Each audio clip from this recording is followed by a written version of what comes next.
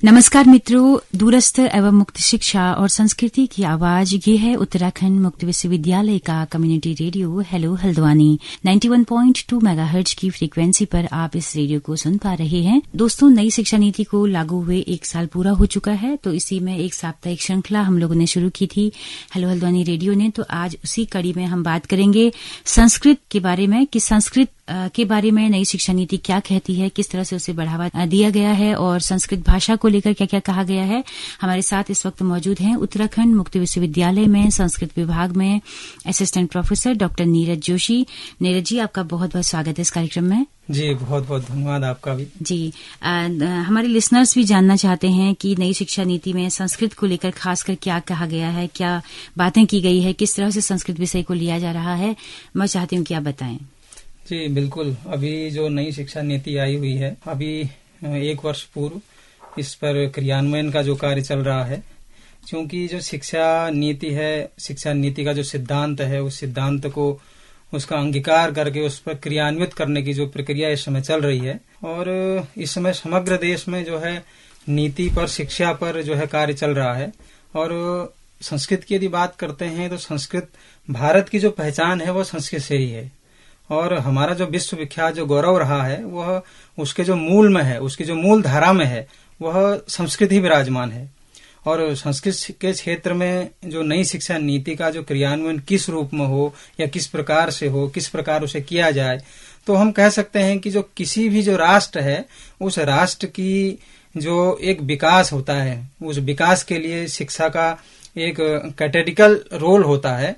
और उस राष्ट्र की जो मूलभूत आवश्यकताएं होती हैं, वो उसे क्या करते हैं कि वो भविष्य की ओर उन्मुख, और जो चैलेंजेज हैं, उन चैलेंजेज को उस राष्ट्रीय स्तर पर लाने के लिए शिक्षा नीति या शिक्षा आयोग का गठन भारत सरकार करती है।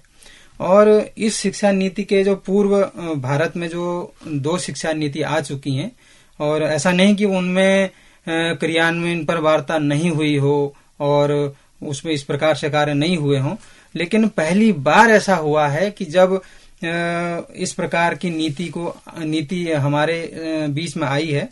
पहली जब नीति आई थी 1968 में, DS कोठारी जी की अध्यक्षता में वह बनी थी। और दूसरी नीति 1986 में बनी थी। और तब जो है 1992 में उसको आवश्यकतानुसार संशोधित भी किया गया। और आज ये लगभग 34 वर्षों के बाद फिर से जो है एक बहुत बड़े विमर्श के बाद 29 जुलाई 2020 को माननीय प्रधानमंत्री मोदी जी के द्वारा जो है तृतीय शिक्षा नीति को जो है लाया गया। और इस शिक्षा नीति के विमर्श में लगभग 2 वर्ष का समय और पूरे भारतवर्ष के 2 करोड़ से भी अधिक लोगों का जो है विचारों का मंथन और विचार विमर्श लेकर के जो है इस शिक्षा नीति को, उनके सुझावों को लेकर के जो है इस नीति को बनाया गया है।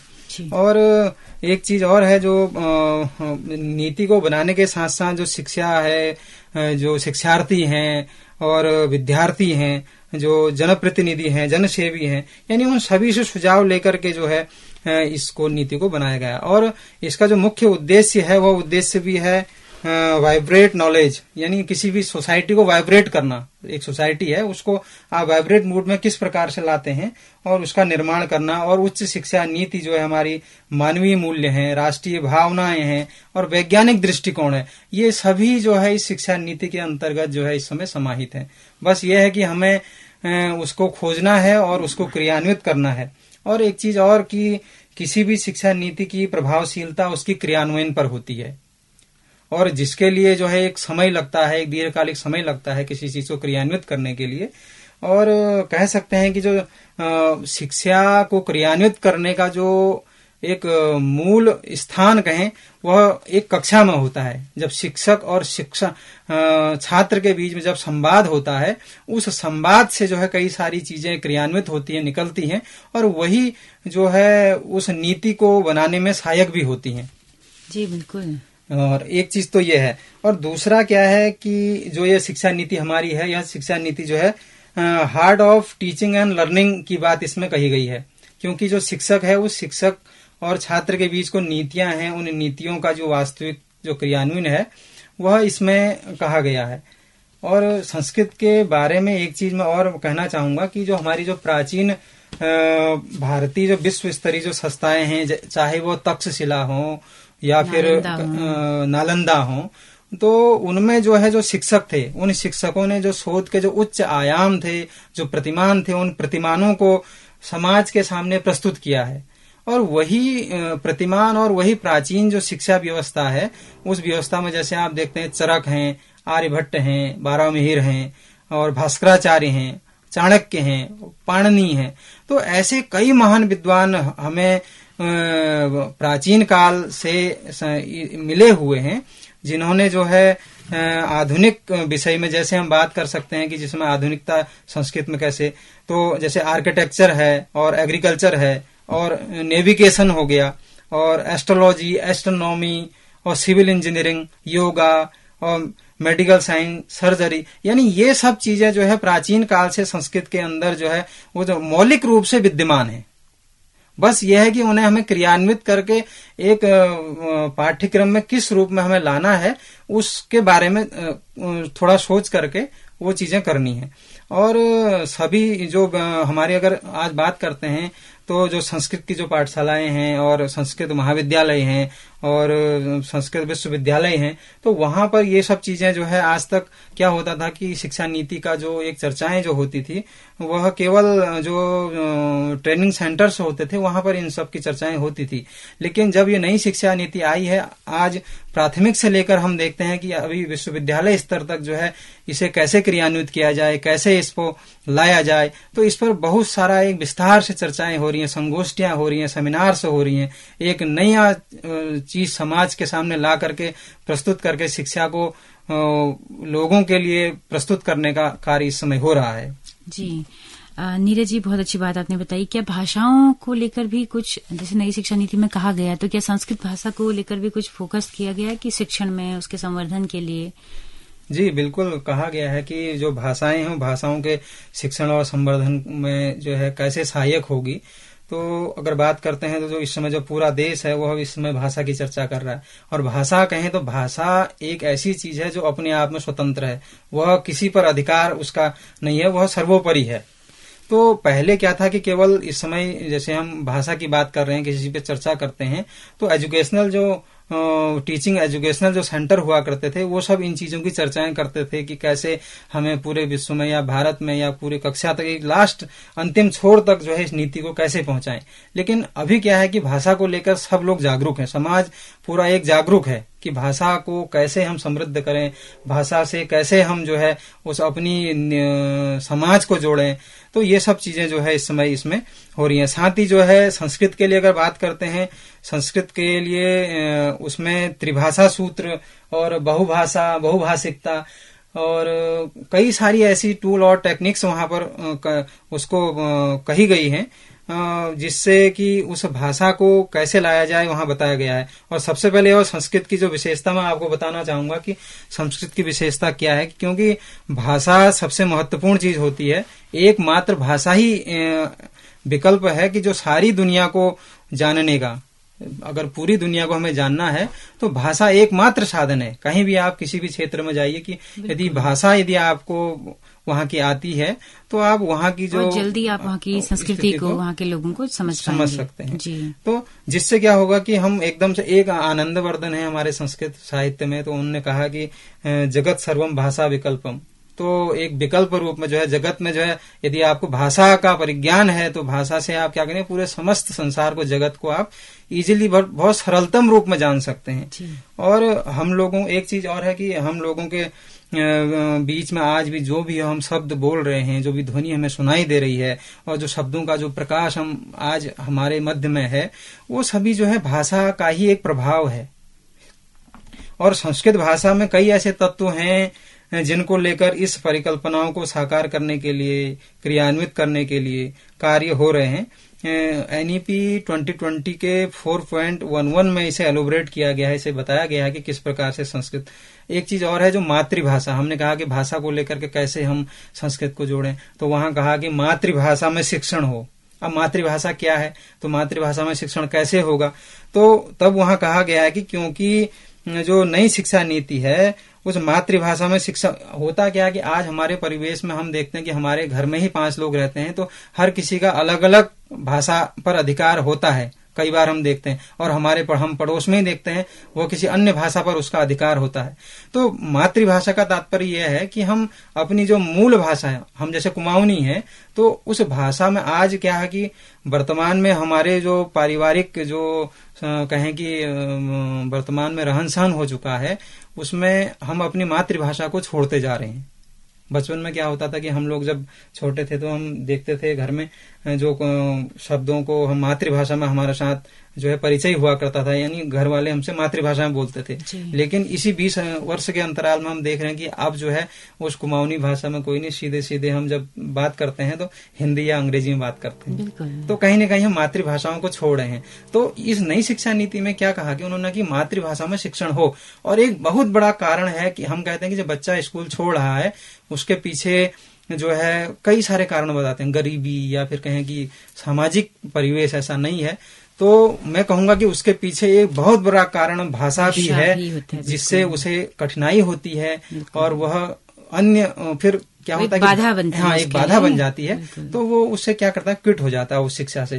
तो लेकिन समाज उसको किस रूप में देखता है कि हाँ, इस रूप में गरीबी से या फिर अन्य कारणों से उसको जोड़ने का। जितनी अच्छी तरह से वो उस चीज को अपनी मातृभाषा में समझ सकेगा, हो सकता है कि हिंदी इंग्लिश में उतने अच्छे से उसको समझ ना आए, कन्वे ना हो उतने अच्छे से। हाँ, एक चीज और है, मातृभाषा में यदि हमारी जो समझ जो बनती है वो हमेशा हमें याद रहेगी। वो इतनी परिपक्व होती है कि आप उसे जो है अन्य भाषाएं जब हम सीखते हैं, अन्य भाषाओं को जब उससे हम जोड़ते हैं, तो हम इजी रूप में जो है उस भाषा को भी जो है भाषांतर यानी उस पर अनुवाद हम कर सकते हैं।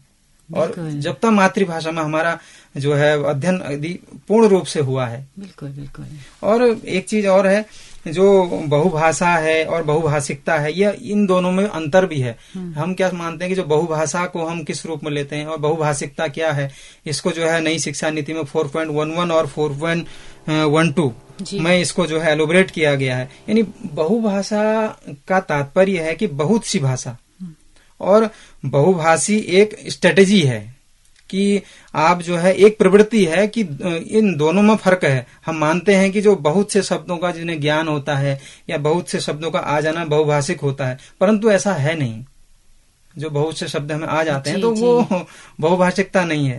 तो यह कई भाषाओं, यानी हमें क्या है कि कई भाषाओं के सेतु, एक पुल का जो काम करती है, यानी सेतु की जो स्ट्रेटेजी है, वो सेतु बनाने का जो कार्य है, वो बहुभाषिक। हाँ, यानी एक बार जो है हम जैसे इस फाउंडेशन को हम सीख लेते हैं तो हमें अन्य चीजें जो है आसानी, अन्य भाषाओं में हम अनुवाद करने, अन्य भाषाओं को जानना हमारे लिए उतना ही सरल हो जाता है। और जैसे त्रिभाषा की बात कही गई है कि हमें त्रिभाषा सूत्र में जो है पाठ्यक्रम को चलाना है, तो त्रिभाषा यानी तीनों भाषाओं को जो फाउंडेशनल जो एक प्राइमरी स्तर है वहां पर इनको पढ़ाना है। तो हमें अन्य भाषाओं को जो एलोबरेट इसमें करना होगा, जो नई शिक्षा नीति में जो फन बेस्ड है, कहानी के रूप में है, तो और उसमें एक्टिविटीज हैं, तो इस तरीके से वहां पर कहा गया है कि आप पढ़ाई को मातृभाषा में कैसे फन बेस में हंसते हंसते, मतलब इस तरीके से खेल में। नीरज जी, जैसे त्रिभाषा फॉर्मूला बताया, तो उसमें यह है कि सबसे पहले आपकी मातृभाषा होगी, फिर हिंदी होगी, आपकी राष्ट्रभाषा, फिर आपकी इंटरनेशनल लैंग्वेज यानी कि इंग्लिश। तो इसमें संस्कृत को आप कहाँ पाते हैं? फिर यहाँ कुमाऊनी है तो कुमाऊनी भाषा सीखेगा कोई मातृभाषा में, गढ़वाली है तो गढ़वाली सीखेगा, या भोजपुरी कहाँ कहीं का भी होगा, तो अपनी लोकल जो डायलेक्ट है उसको पहली भाषा के तौर पे रखेगा, दूसरी भाषा के तौर पे हिंदी को रखेगा, तीसरी भाषा के तौर पे इंग्लिश आ रही है। तो इसमें संस्कृत कहाँ है? नहीं, जो संस्कृत की जो बात कही गई है, संस्कृत को उन्होंने कहा कि त्रिभाषा के रूप में आप रख सकते हैं। ये राज्य और केंद्र की अपनी, यदि आपके पास ऐसे संसाधन हैं, यदि आप इसको रख सकते हैं, ऐसी आपके पास सुविधाएं हैं, तो भारत सरकार ने जो है स्वतंत्र रूप से राज्य को यह अधिकार दे दिया है कि किसी भी राज्य में आप जो है उस भाषा को, यदि आपके पास संसाधन उपलब्ध हैं तो आप उसे चलाइए। यदि आप उसे तैयार कर सकते हैं, उस रूप में तैयार कर सकते हैं, फन बेस्ड तैयार कर सकते हैं, और एक बच्चे को प्रारंभिक बेस से आप जो है उसको पढ़ा सकते हैं, आपके पास ऐसे संसाधन हैं, तो आप उसे प्रारंभ करिए। सवाल है कि आप उस लेवल पे मेहनत करने के लिए तैयार हैं। जी। कितना कठिन लगता है आपको ये मुद्दा? क्योंकि संस्कृत कहते ही मतलब एक, मुझे लगता है कि इंग्लिश से उतना कम डरते हैं लोग, संस्कृत से थोड़ा ज्यादा डरते हैं कि कैसे होगा, कैसे पढ़ेंगे, मतलब बड़ा टफ सा लगता है।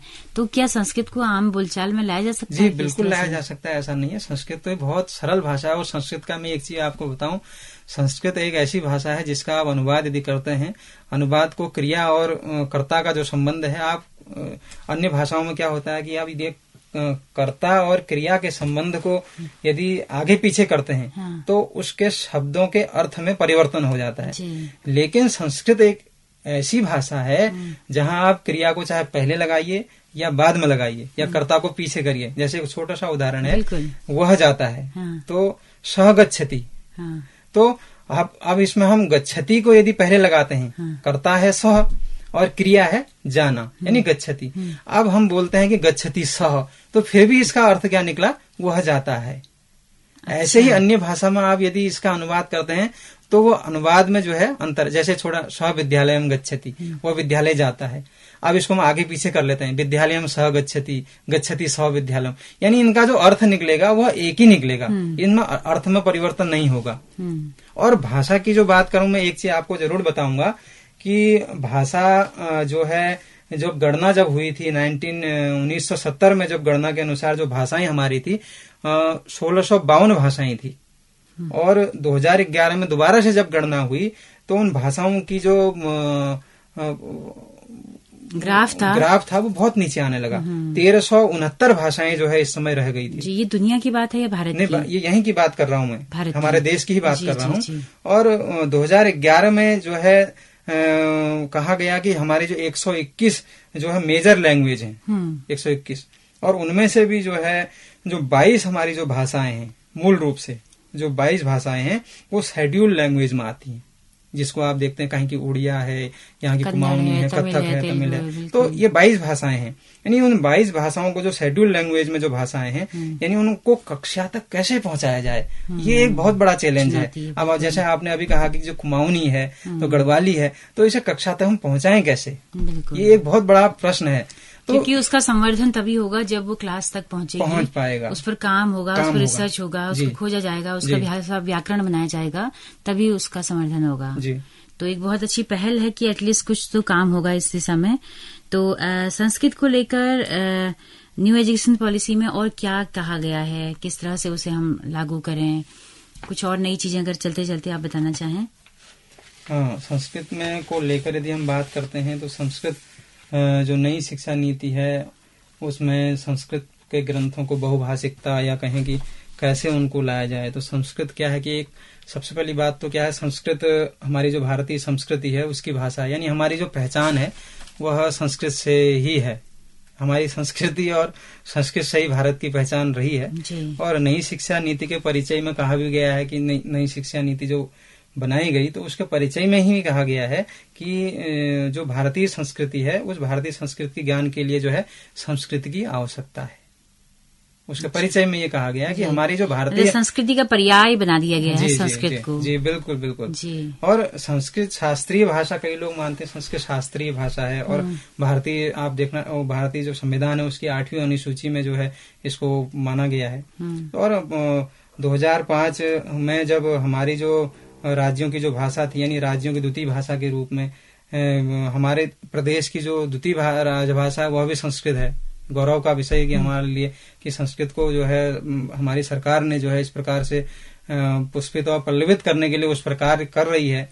तो और एनईपी में जो कहा गया है कि जो हमारी जो संस्कृत है उस भाषा का पोषण कैसे होगा, सरल मानक जो संस्कृत है यानी SSS के रूप में वहां पर वर्णन किया गया है, यानी सरल मानक संस्कृत के रूप में आप उसे ला सकते हैं। और एक चीज और है जो 27.1 में कहा गया कि शिक्षा नीति का जो कार्यान्वयन की चर्चा वहां पर मिलती है कि संस्कृत को आप कैसे जो है पाठ्यचर्या यानी छात्र के उसके लिए लाएंगे, पाठ्यचर्या का हिस्सा बनाएंगे।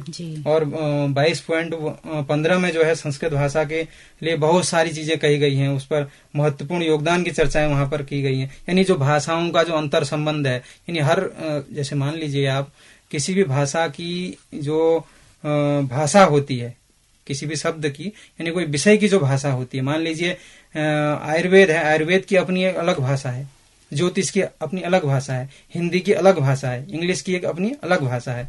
यानी इन भाषाओं में जो है, इन भाषाओं का जो स्वरूप है यद्यपि भिन्न है, लेकिन जो उनकी जो बहुभाषिकता है, हमने कहा कि उस हेतु जो है एक दूसरे को जोड़ने का जो काम कर रही है। यानी संस्कृत के ग्रंथ में जो बहुभाषिकता को हम किस रूप में देखें, आपने जैसा कहा कि संस्कृत के ग्रंथ में किस रूप में देखते हैं बहुभाषिकता को, कैसे हम उसे देख पाएंगे।